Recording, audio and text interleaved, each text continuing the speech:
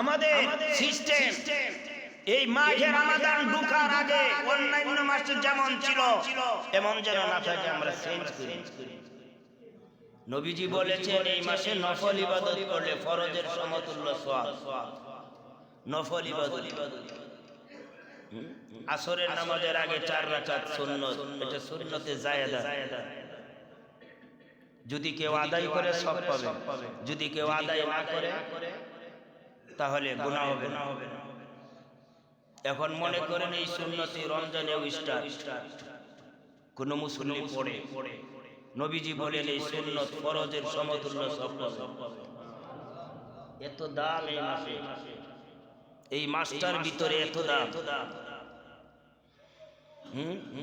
একবার সুবহানাল্লাহ বললে 70 বারের সমান সওয়াব। একবার এই যে আমি কথা বলতেছি আপনারা বলতেছেন সুবহানাল্লাহ, এই সুবহানাল্লাহ কিন্তু গত শুক্রবারেও কইছেন কথা গান, গত শুক্রবারেও বলছিলেন সুবহানাল্লাহ। তো গত শুক্রবারে একবারে রিসওয়াব পাইছেন, মনে করেন একবারের সব 250 গ্রাম, বুঝানোর জন্য বলছি। গত শুক্রবারে 250 গ্রামই পাইছে। আজকে বলার কারণে এই 250 গ্রামে 70 গুণ বাড়ানো হইছে। এই সুবহানাল্লাহ 70 বার বললে যে সব হইতো এই সব আজকে একবার বললে আল্লাহ দিতেছে। এর দ্বারা বোঝা গেল গত শুক্রবার আর মাঘে রমাদানের ফার্স্ট শুক্রবার, 2 শুক্রবারে আকাশ পাতাল ব্যবধান, আকাশ পাতাল ব্যবধান। এই মাস এখন তো পজিটিভ শুনলাম, এখন নেগেটিভ। গত মাসে যদি কেউ চুরি কইরা থাকে তাহলে যেই দিন চুরি করছে ওই দিনই গুনাহ হইছে। এখন যদি রমজান মাসে চুরি করে তো 70 দিন গুনাহ করলে যেই গুনাহ হইতো, একদিন চুরি করলে ওই গুনাহ হইতো। আর 70 দিনেরটা না কইরাও গুনাহ হইছে। মিথ্যা গত শুক্রবারে বলছিলেন, একটা মিথ্যা বলার কারণে একবারই গুনাহ হইছে। কিন্তু মাঘে রমাদানে মিথ্যা বলার কারণে 70 বার বললে যে গুনাহ হয়, একবার বললে আরো 70 বারের গুনাহ এটার সাথে অ্যাড হবে। পজিটিভ যদি আল্লাহ দেওয়ার অভ্যাস থাকে, নেগেটিভ দেওয়ার আছে না? আছে। এই জন্য হিসাব করে চলতে হবে, আপনি হিসাব করে চলবেন। শাকাশ্বর বাজারে বেগুনির দোকানে ঢুকে আঙ্গুল দিয়ে গুতা দা কইেন নাই বেগুনি কত কইরা রে, গুতা দিয়েন না, আঙ্গুল দা গুতা দিবেন না। গুতা দিয়া বইলেন নাই বেগুনি কত করে, গুতা না দিয়া মুখে বলবেন কত করে। গুতা দেয়া যদি আপনি না নেন, এই গুতা দিলেন কেন, এটা রোজার ভেতরে এটার নেগেটিভ ঢুকবে।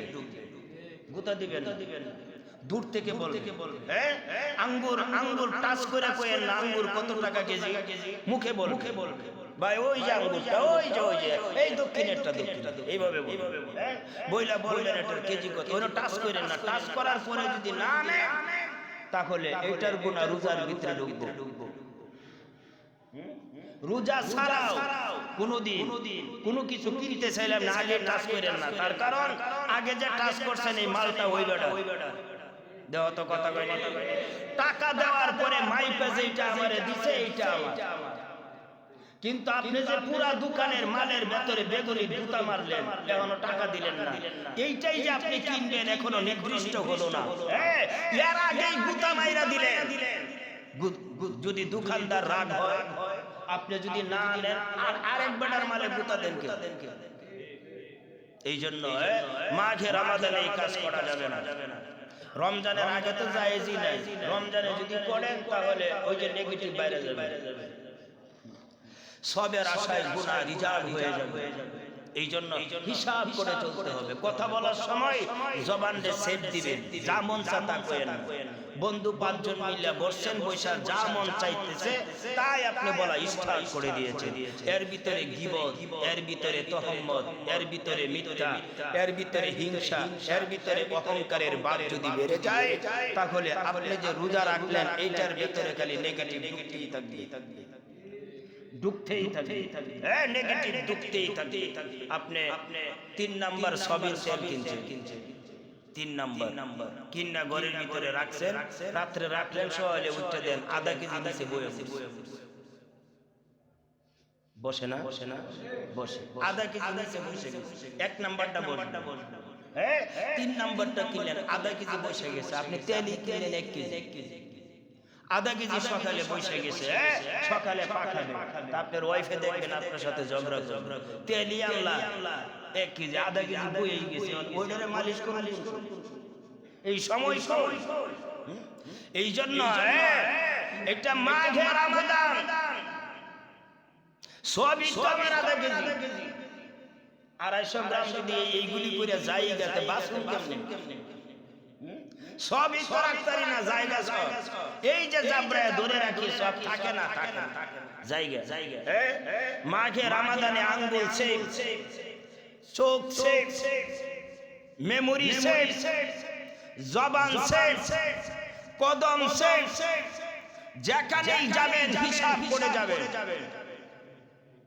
হিসাব সারা সামনে আগায় না, যদি আগান তাহলে মাঘে রমাদানের এই কষ্টার্জিত রোজা ব্যর্থ হয়ে যাবে। উপবাস ছাড়া আর কিছু হবে না, হ্যাঁ উপবাস ছাড়া আর কিছু হবে না।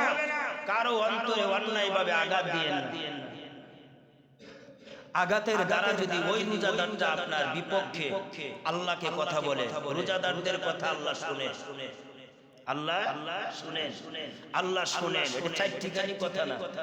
আল্লাহ কই আমি চোখে দেখি না বিশ্বাস করি, চোখে দেখি আল্লাহকে আমি চোখে দেখি না বিশ্বাস করি আল্লাহ।